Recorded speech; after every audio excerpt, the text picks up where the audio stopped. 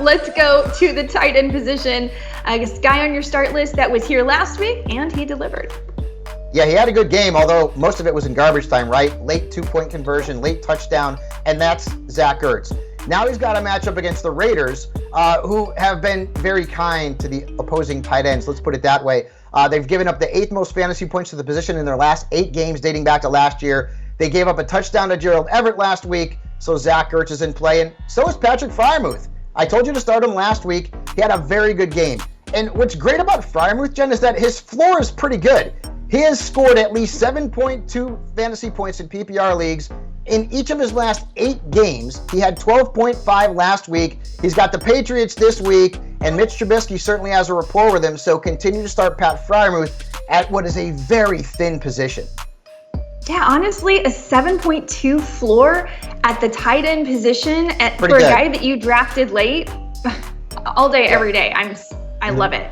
Okay, now there's a guy on your sit list that had a big week last week. He was on my bench in a lot of leagues, and a lot of people have questions. Should I start Taysom Hill, just looking for that wildcat?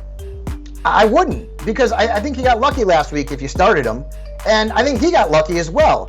He had 15 fantasy points, which is great, okay? He played 15 offensive snaps. He blocked on about half of them. He had a 50-yard run, which is not going to happen in most weeks. He got into the end zone. That's not going to happen in most weeks.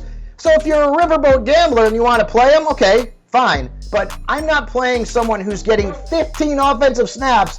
The percentages of him scoring fantasy points are not very good.